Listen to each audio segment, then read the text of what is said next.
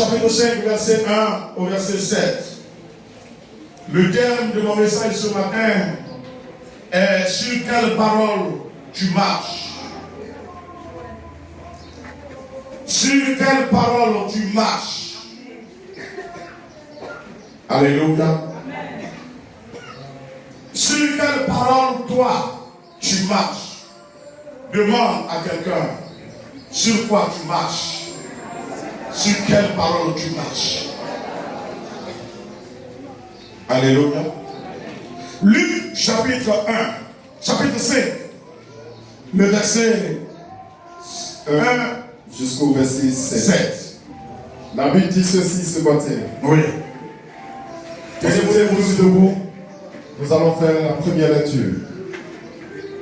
Comme Jésus se trouvait auprès du lac de Génézareth. Comme Jésus se trouvait auprès du lac de Génézareth. Et que la foule se pressait autour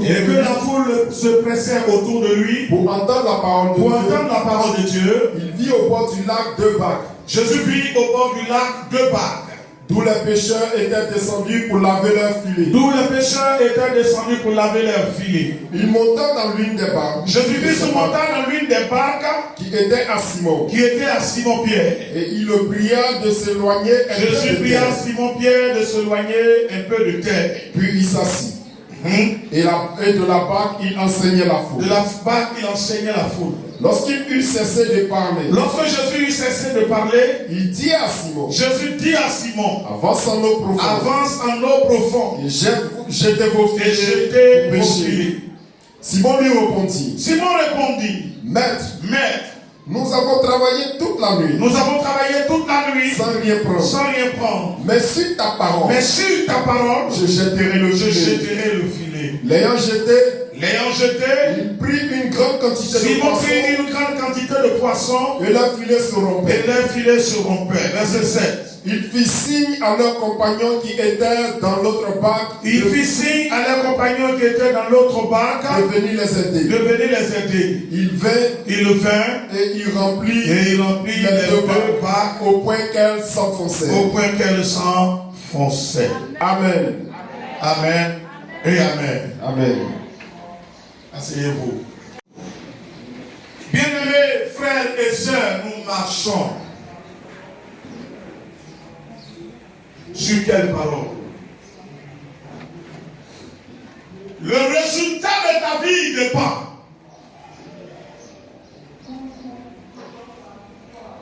Le résultat de ta vie dépend.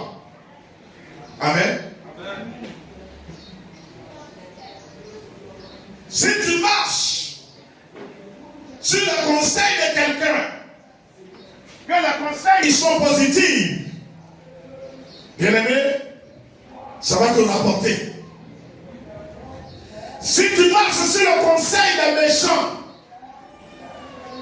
ça va te rapporter ce que ça peut rapporter. Alléluia. Alors je suis venu t'interroger. En d'autres termes, je suis venu nous interroger. Sur quoi marchons-nous? Quel est notre appui? Sur quoi marchons-nous et quel est notre appui? On est tous chrétiens. Et d'ailleurs, nous ne sommes pas les seuls chrétiens. Il y a des chrétiens partout. Il y a des chrétiens protestants. Tout le groupe des protestants. Il y a des chrétiens évangéliques. Tout le groupe des évangéliques. Et puis, il y a le groupe des pentecôtistes. Mais tout cela se réclame de Christ. Mais on n'a pas tous les mêmes fruits. Nous nous réclamons tous de Christ. Mais on n'a pas tous les mêmes fruits. Parce que nous n'avons pas les mêmes appuis de marche. Il y a des gens qui sont à l'église. C'est vrai. Ils sont à l'église. Mais ils ne marchent pas selon la parole de Dieu. Ils ont même des responsabilités. Mais ils ne marchent pas selon la parole de Dieu. On entend notre sœur Sabine qui disait, rendait son témoignage, faisant mention même d'une prophétesse, dirigeante d'église, mais qui, à entendre le témoignage, ne marche pas sur la parole de Dieu. Parce qu'en tant que servante de Dieu, elle va travailler à consolider le foyer de son fils. Mais elle travaille dans le but de briser, de diviser. Pourtant, elle prêche, mais elle n'applique pas. Elle prêche, mais elle ne marche pas sur la parole de Dieu. Je t'interroge, toi, dans ta vie, sur quelle parole tu marches? Sur quoi tu marches? Sur la parole de qui tu marches? Alléluia. Sur quelle parole nous marchons? La parole rend quelqu'un responsable. Si je dis à notre frère, je crois que c'est Seigneur, c'est ça, non? Si je dis viens, il commence à venir vers moi. Ce qui arrivera au cours du chemin, je suis responsable de ça. C'est vrai ou faux? Je suis responsable de ce qui arrivera. Si c'est bon, on dira j'ai bien fait de l'appeler. Si c'est mauvais, on dira j'ai mal fait de l'appeler. Et je ne peux pas l'abandonner dans cette épreuve. Pourquoi? Parce que c'est sur ma parole qu'il a décidé de se déplacer pour venir vers moi. C'est moi qui l'ai appelé. En effet, nous devons rendre Dieu responsable de certaines choses. Or, nous avons fait ces choses, non pas nous appuyant sur la parole de Dieu, mais nous appuyant sur l'expérience de quelqu'un là-bas, à gauche, à droite. Et on a surpris que Dieu ne se sent pas concerné.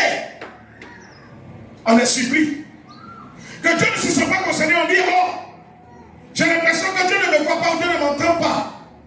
Mais Dieu ne t'a pas demandé de le faire. Quand tu le fais, c'est sans fruit. Ou si ça va porter des fruits, ça ne vient pas de Dieu. Moi, une dernière fois, Dieu, qui est ton appui? Tout ce que tu fais, Dieu est témoin et Dieu voit. Alléluia. Dieu est témoin et Dieu voit. Si tu vois quelqu'un au marché, et que sur le chemin du marché, il y a des difficultés qui naissent, tu es tenu d'aller au secours de cette personne parce que c'est toi qui l'as envoyé. C'est vrai ou faux? Si tu ne le fais pas, je te dis, apprends à le faire. Apprends à marcher sur la parole et à compter sur la parole. Le résultat que la parole peut donner, c'est ce résultat-là que tu auras. Alléluia. Il y a beaucoup d'âmes, comme il y a beaucoup de paroles. Mais tu ne peux pas aller sous un cacaoyer pour espérer avoir une mangue. Le manguier est un arbre. Le cacaoyer aussi est un arbre. Mais tu ne peux pas espérer avoir de la mangue sur le cacaoyer. Les deux portent des fruits, mais chacun a son fruit. Dans le Psaume chapitre 1, il dit ne marche pas sous le conseil des méchants. Ne t'assois pas en compagnie des moqueurs. Mais heureux celui qui garde la parole de l'Éternel. Il est comme un arbre planté près d'un courant d'eau, qui porte son fruit à chaque saison. Bien aimé, c'est sur la parole de qui tu marches, la parole de Jésus, ou tes simples imaginations, ou la parole de ton entourage. Comme j'aime souvent le dire, ne fais pas comme un autre. Fais comme Dieu te dit de faire. Parce que c'est là que Dieu est engagé. Alléluia. Alléluia. J'aime bien entendre quand souvent les gens ont témoignage et disent, Dieu m'a dit de faire ça. Et j'ai fait. Et puis voici le résultat. Oui, j'aime bien ça. Pourquoi? Parce que la parole de Dieu ne retourne plus à Dieu sans effet. Mais ce que Dieu ne t'a pas dit de faire, si tu le fais, il n'y a pas de résultat. Il n'y a pas de résultat. Parce qu'on ne peut pas du résultat avec quelqu'un qui ne t'obéit pas. C'est ce que je dis. Écoute-moi bien. Si tu envoies quelqu'un au marché Valentin, et puis la personne s'en va au marché d'Abobo pour aller faire d'autres choses avant de venir ici, en chemin, si quelque chose arrive, tu es responsable ou tu n'es pas responsable? On voit le miracle des poissons, mais ça n'a pas commencé sur le miracle des poissons.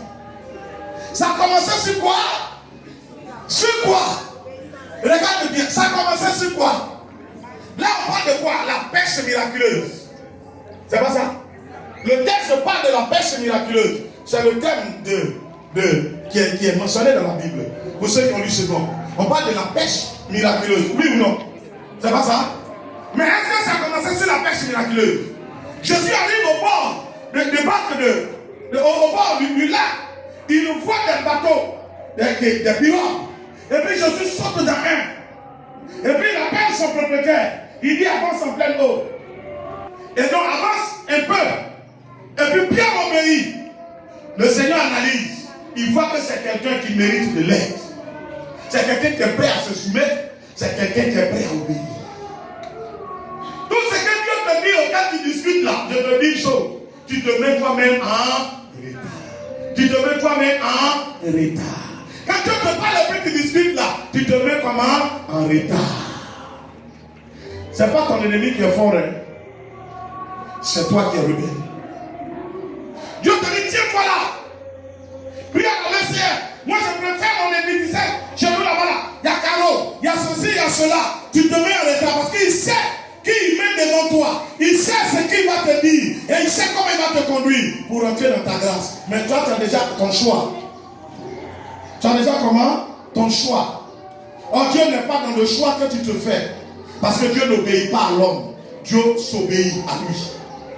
Dieu s'obéit à lui. Écoute-le bien. Lorsque Pierre s'est éloigné de terre, la Bible dit Jésus s'est tenu debout. Dans la barque de Pierre, il a enseigné. Pierre n'a pas bronché. Pierre n'a pas dit on est fatigué. Écoute mon ami, fais vite, vite, vite, on va descendre. Moi je dois aller dormir. C'est tout qu'aujourd'hui je n'ai rien eu. On allait travailler toute la nuit, on n'a rien eu. Maman, comme il faut voir. Le gars est parti travailler toute la nuit, il n'a rien eu. Il a nous circulé. Il commence à s'apprêter pour aller à la maison, pour aller juste dormir. Penser comment il va aborder la journée et puis revenir peut-être la nuit encore pour pêcher. Jésus vient, il monte dans la barque et puis il dit éloigne-toi. Jésus ils se sont éloignés un peu de terre et puis Jésus a commencé à enseigner. Depuis là il enseigne, il ne finit pas. Il ne finit pas. On m'a dit quoi? Mon frère, monsieur, on est fatigué, hein? C'est pas ce que souvent on dit. On dit le culte après du on est fatigué. Ah, il est quand on va partir. On vient à l'église, les gens sont dehors. On prêche, ils laissent. Ils sont en train de causer là-bas. Je le dis, celui qui t'apporte une causerie en plein culte, ce n'est pas un ami. Parce que tu as besoin d'une parole sur laquelle tu dois marcher. Ceux qui ont rendu témoignage ce matin, beaucoup ont dit papa a prêché, papa a dit, papa a dit, papa a dit. Papa est en train de dire, l'homme il est en train de te donner une parole dehors. Oh, ce qui peut tu vas te donner dehors. Après le culte, il peut te donner ça. Pourquoi ne pas attendre après le culte? C'est pendant le culte qu'il te donne. La parole sur laquelle tu dois t'arrêter pour marcher, pour réclamer tes miracles. Il t'empêche de recevoir la parole. C'est un ami. C'est un ami. C'est un ami. C'est un quoi?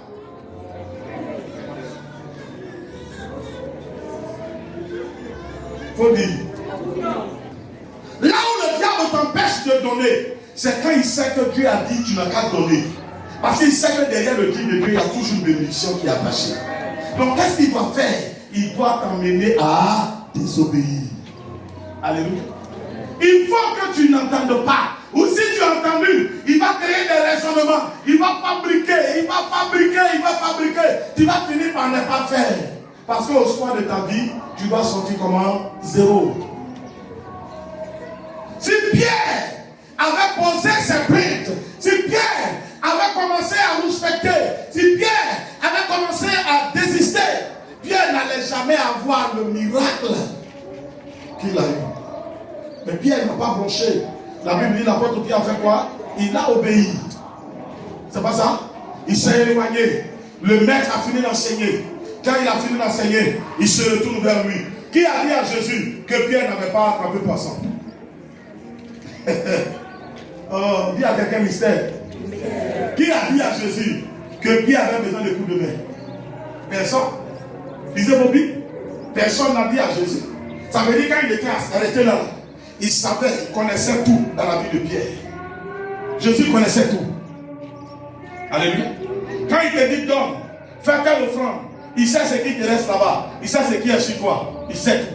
Il connaît les besoins qui vont venir. Dans le plus loin possible, il connaît. Et lui, il te dit donne. Tu es libre. Tu es.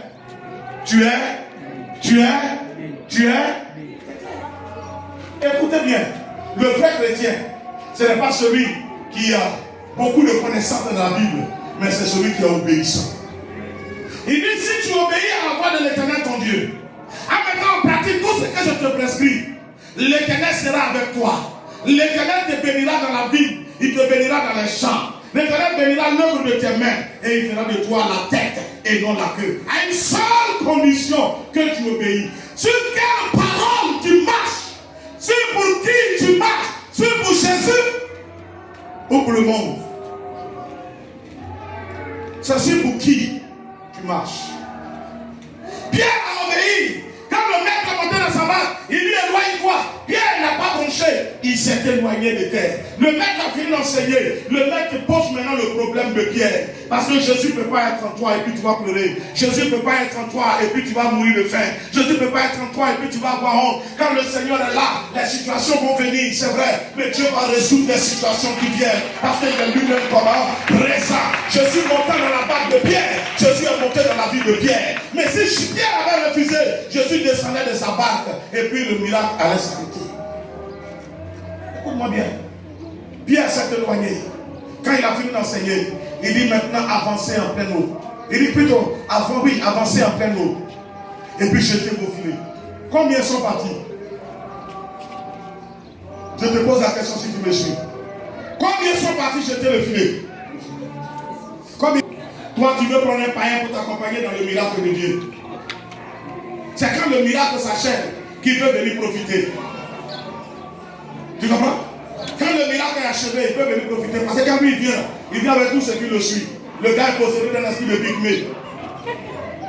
Et c'est lui qui t'en va tirer. Dieu veut t'amener dans le mariage. Et c'est elle que tu t'en vas tirer. Or l'esprit, n'est-ce pas, de Kakatika, comment on appelle ça? Akatien. L'esprit de Saint-Angers est derrière lui. Saint-Angers se marie. Saint-Angers se marie. Et tu sais, il y a une soeur qui m'a approché. Tu sais, le frère, on dirait que Dieu veut se souvenir de moi.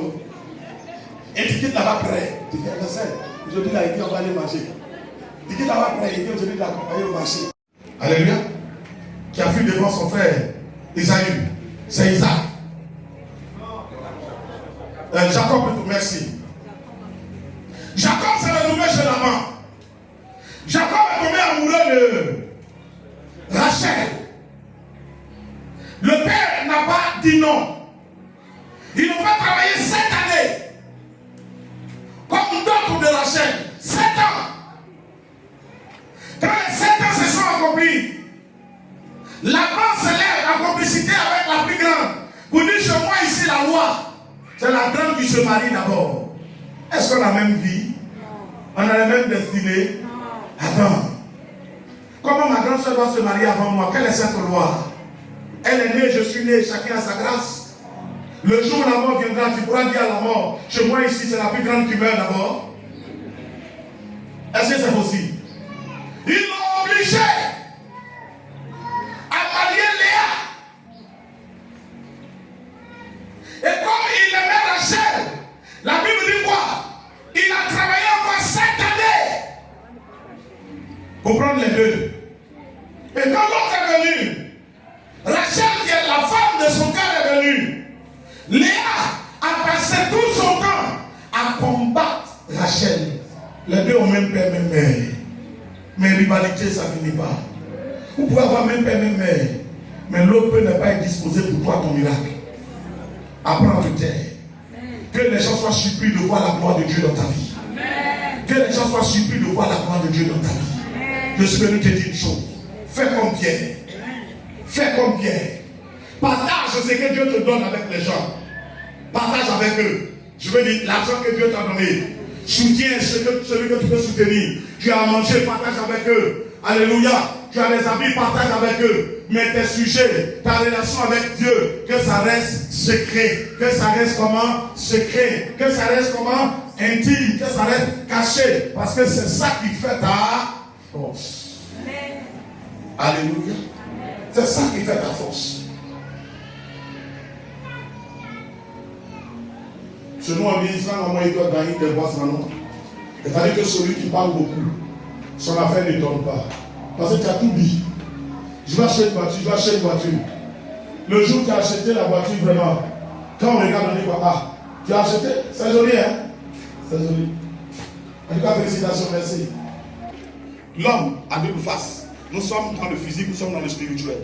Son physique semble t'aimer, mais rien ne démontre que son spirituel t'aime. Alléluia. Et donc, ce qu'il a entendu, le spirituel qui ne t'aime pas est devenu un obstacle. Et ça ne devient jamais. Et si tu n'avais pas parlé, et que tu t'étais appuyé sur la parole que Dieu t'a livrée, et que tu as marché, et puis on découvre que c'est fait. Tout le monde profite. Tout le monde est content. Attends, le miracle est déjà comment? Opéré. Sur quelle parole tu marches? Laisse-moi te dire, personne ne connaît mieux ta vie que Dieu. Je vais m'arrêter là. Personne ne connaît ta vie mieux que Dieu.